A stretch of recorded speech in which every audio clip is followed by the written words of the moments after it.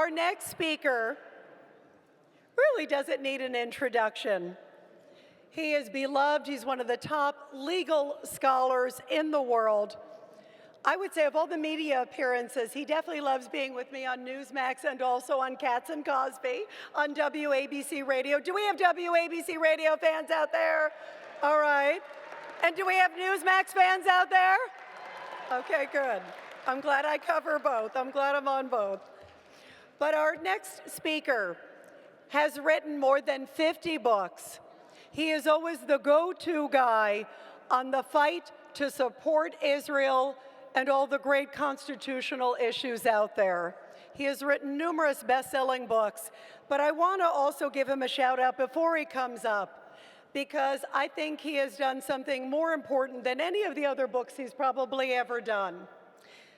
Our dear friend Alan Dershowitz is now putting out 1 million books. They are going to 1,000 universities around the globe. And the book is The 10 Big Anti-Israel Lies, How to Refute Them with Truth. And he's going to make sure every campus around the world has this book and understands the truth, so we can make a huge difference. Please support Professor Alan Dershowitz and all of his incredible endeavors. He is on the front lines fighting to make sure the next generation knows never, ever again. Please welcome the great Professor Alan Dershowitz and also philanthropist Stephen Sass.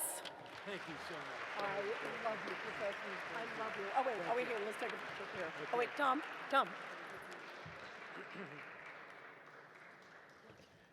Before I have the great honor of introducing the greatest ambassador in the history of the United States to Israel, David Friedman, I want to say one word about Shabbos. That's one hell of a good Shabbos. I have to tell you, he represents the future. There are no people more courageous than young students who are willing to buck their professors, willing to be downgraded, willing not to be evaluated and recommended in order to stand up for truth. So Shabbos, keep doing it, and all the young people, keep fighting for Israel on your campuses. I know how much courage it takes, but you have the courage, and I congratulate you. Now, I was hoping to be able to introduce Ambassador Friedman as the Nobel Prize Peace recipient. I nominated him. I'm an official nominator of the Peace Prize. I nominated him for the Peace Prize, and he so deserves it for what he did as ambassador to help bring about so many accomplishments for peace, the recognition of Jerusalem as the eternal capital of Israel, the Abraham Accords. Can you imagine anything that would qualify somebody more for a Peace Prize? Certainly more than Yasser Arafat getting a Peace Prize, which he did, and David should have gotten the Peace Prize. The Golan Heights, recognizing, as I told President Trump when he asked me about it, would anybody ever return a battleship captured during a war to allow the enemies to continue to fire upon your country? He said, no, of course not. I said, Mr. President, the Golan Heights is a battleship. That's all it is. It cannot ever, ever be returned to enemies who are using it to make war on Israel. And David Friedman brought that about. He is one of Israel's greatest advocates. He is also, as a person, just a wonderful mensch. His whole family represents menschlichkeit. They are such great, great human beings. And here I'm going to make a statement that might be controversial, but I will not rest until David Friedman is appointed by President Trump to be an important part of this administration. In whatever capacity he will serve, he will help bring about peace, he will help strengthen the people of Israel and help strengthen the land of Israel.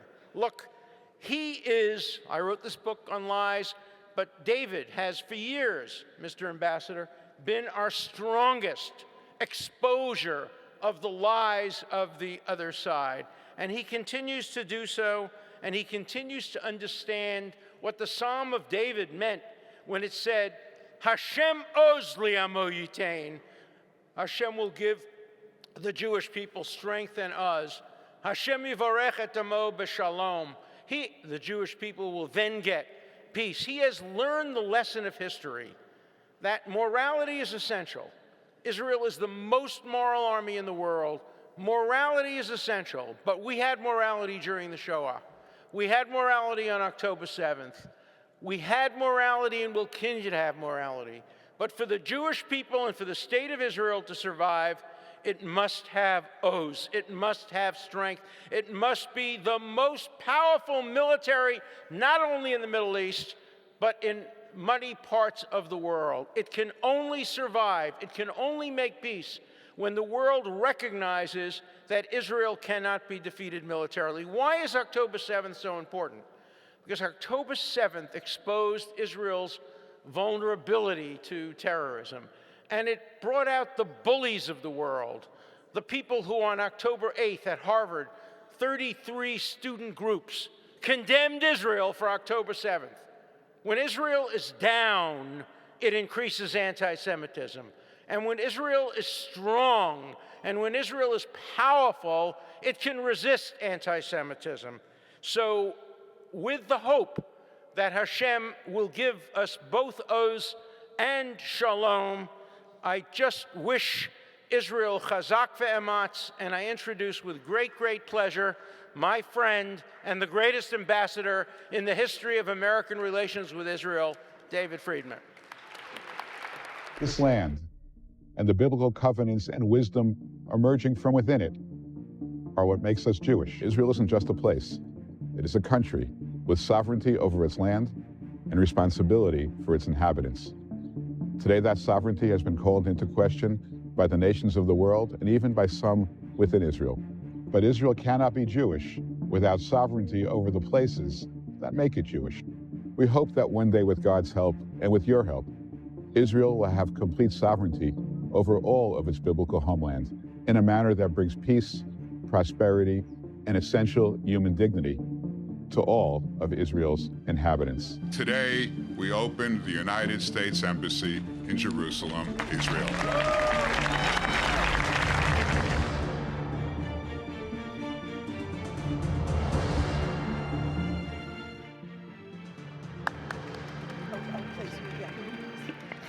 And it's my privilege and honor to present ZOA's Stephen Sass Award for Outstanding Diplomacy to the Honorable Ambassador David Friedman.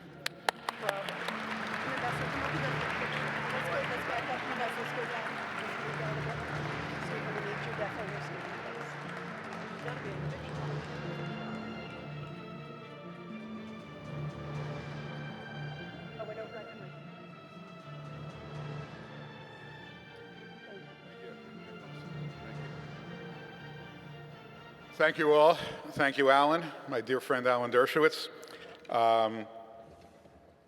Let's see if Shabbos, once I get a job, I'll try to get you a job, okay, if you don't mind.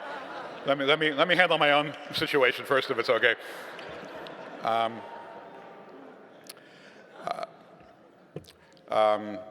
Mort, thank you so much. Rita, it's always great to, always love doing your show also, your radio show. It's a great show.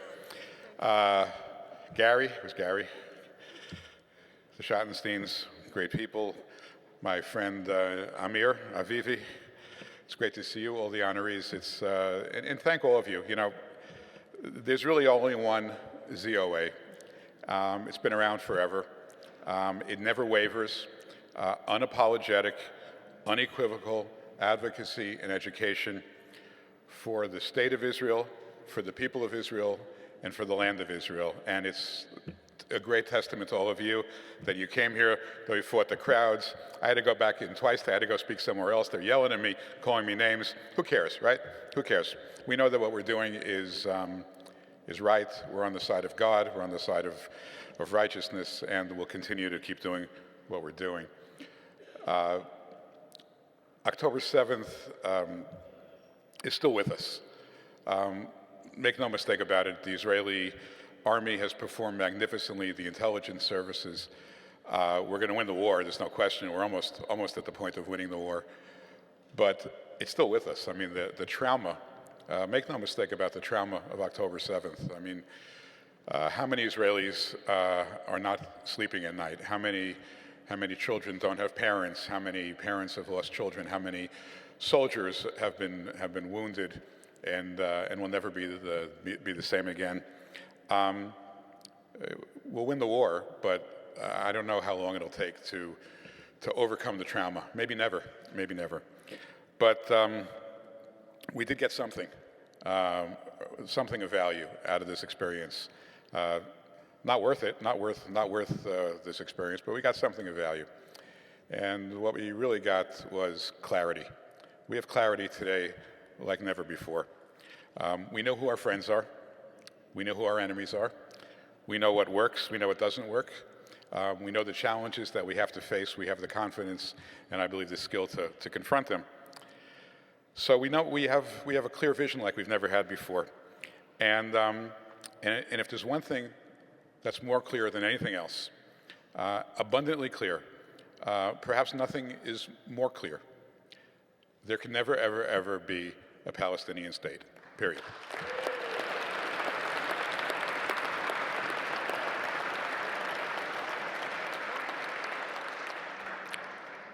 Now, I just want to give you, you probably all know this, but I'm just going to give you my answer, people, because I get this a lot, and I get these arguments about, well, you have to have, the Palestinians are entitled to self-determination, they're entitled to their own territory. I mean, you can walk out onto the street and 20 people will argue with you about this, but this is the simple answer.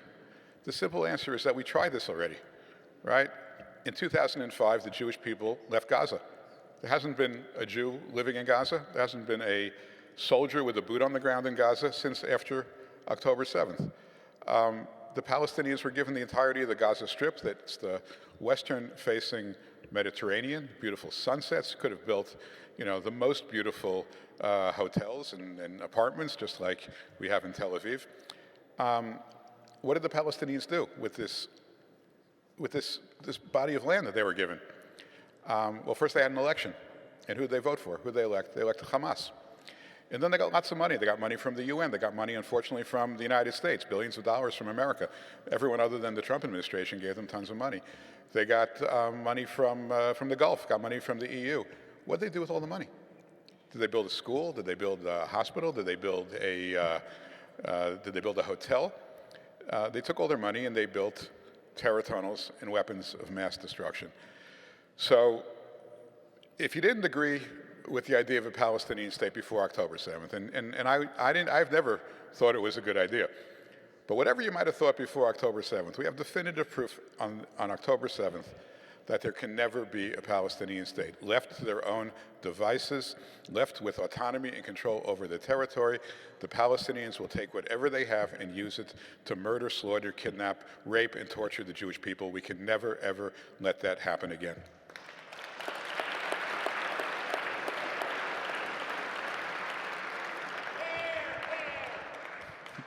So now what do?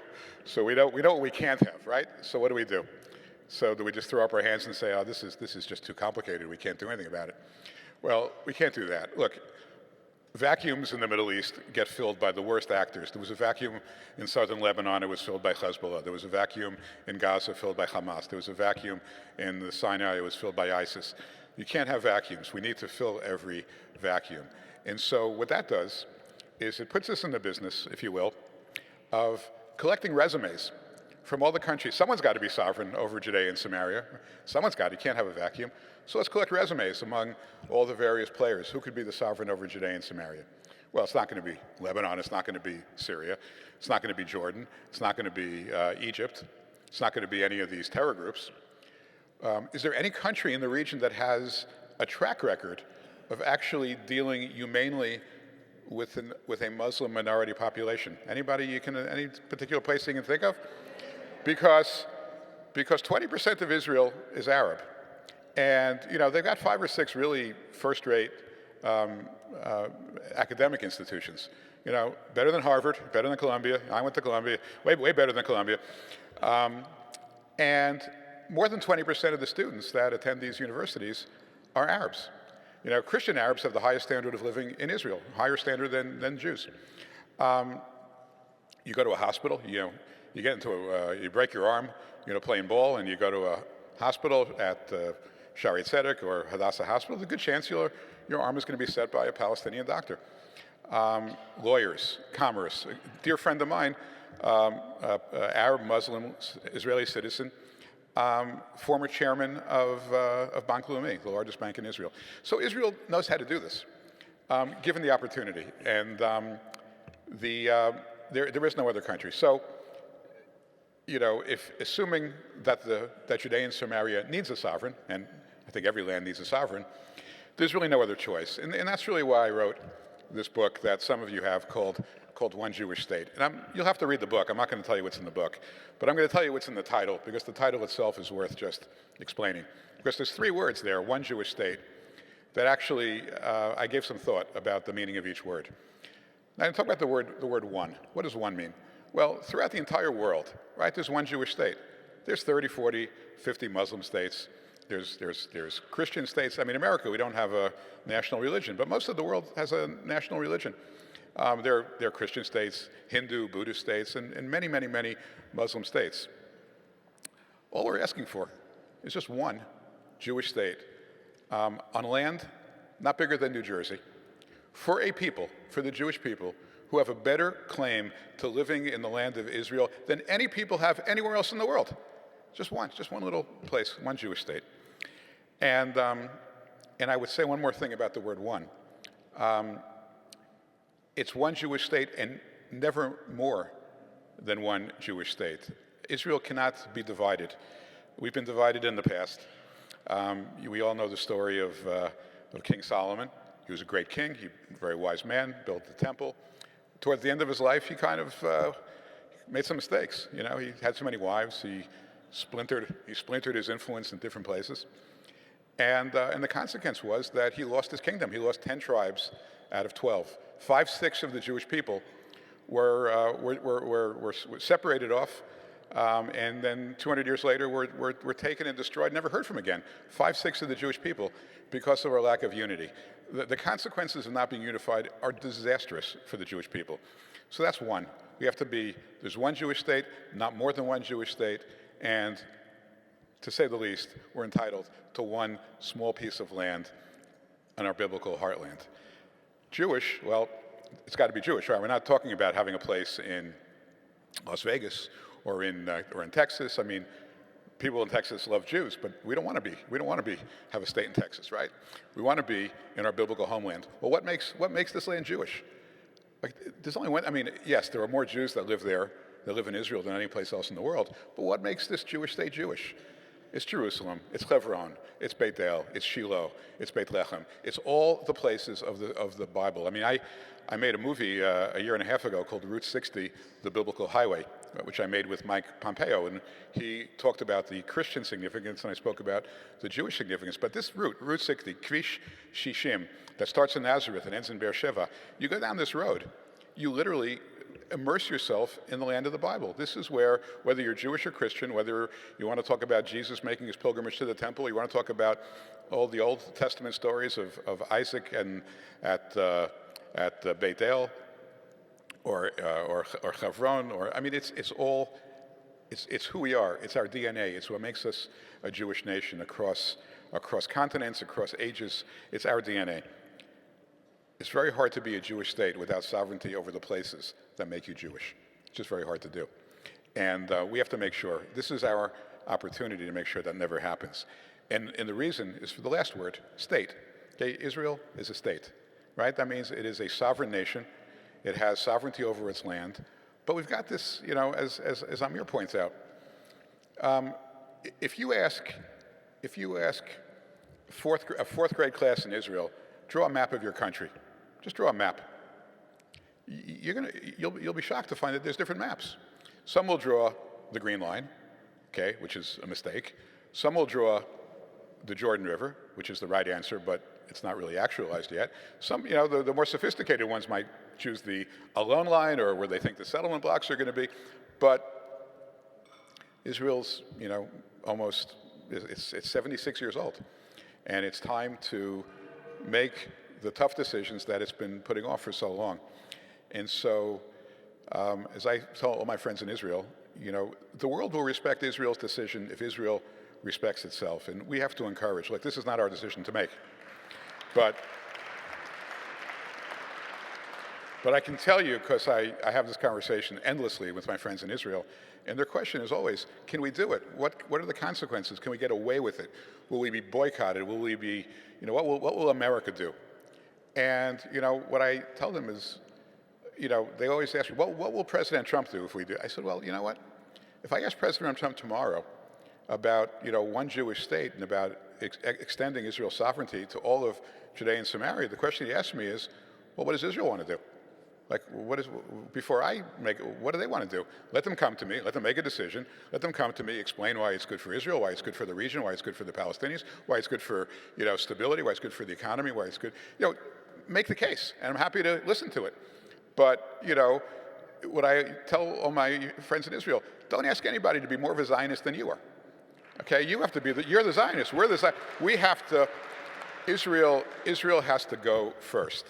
And we have to tell our friends in Israel, look, don't be timid, don't be shy, don't think that the world is out to boy. It doesn't matter so much what the world thinks. You will be, if you go and say, this is our land, I think a lot of people will respect you. I've had many conversations with leaders of nations in the Gulf, and they tell me, look, there's a lot of pressure on our street for a Palestinian state. And I said, look, I'm never gonna put my fingerprints on anything like that. And I said to them, look, what would you do? I mean, you're religious people. You believe deeply in your faith. What should Israel do? It should give away Hebron, which was purchased. I mean, all the great places, by the way, were purchased in the Bible. They weren't conquered. We didn't conquer Hebron, we bought Hebron. We didn't conquer Jerusalem, we bought Jerusalem. Right? We didn't conquer Shem, we bought Shem. I mean, the Bible couldn't be clearer that these are lands that the Jewish people purchased. They didn't even conquer them.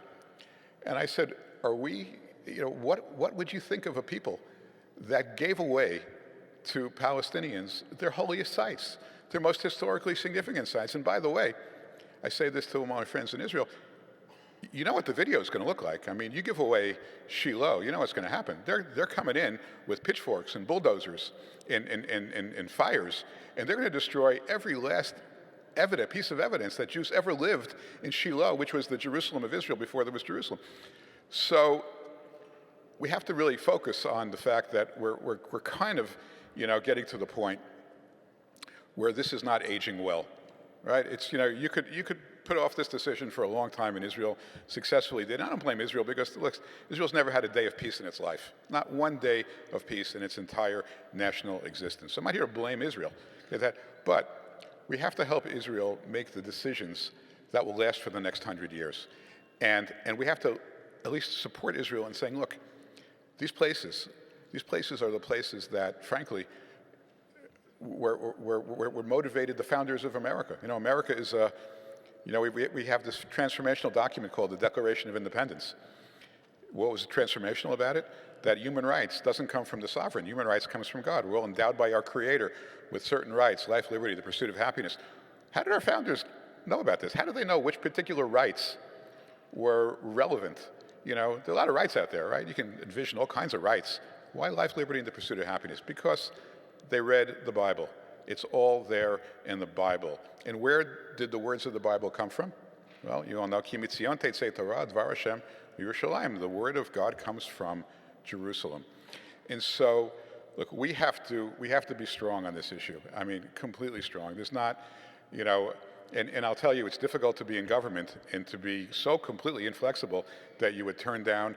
I would turn down, and maybe that's why I'm standing here and I'm not in Mar-a-Lago right now. But I would turn down anything that requires Israel to hand over its biblical heartland to the Palestinian people. Anything.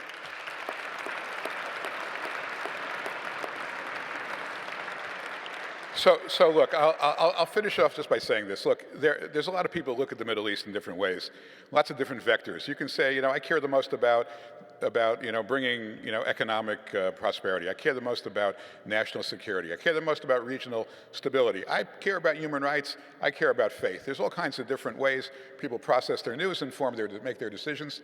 I will tell you today, no matter how you digest your news, no matter how you process your thoughts about the land of Israel, okay, whether you care about human rights, whether you care about human dignity, whether you care about faith, whatever it is, the only solution for the future of the state of Israel is complete sovereignty over its biblical heartland and nothing else. And the case that we need to make is that this is a win-win, this is not just what's best for Israel, not just what's best for Jews. It's best for the inhabitants, the Palestinians, the Christians, the Muslims, the Druze. It's best for every single inhabitant from the river to the sea. And this is a case that, I hope we can start making. So, the book's all the proceeds are donated to charity. So I'm not asking you to get my book because I want to make any money. Read the book, or borrow the book. I don't care if you buy it. Borrow the book if you have to. But please read the book. And I think what you'll conclude from it is that none of us should really be surprised that God's vision for this land, God's covenant that he made to Abraham, to Isaac, and to Jacob, God's prophecies that he gave to Jeremiah and Isaiah and Ezekiel, God's word, fulfilling God's word, also brings the best outcome for every single inhabitant of the one Jewish state. Thank you very much.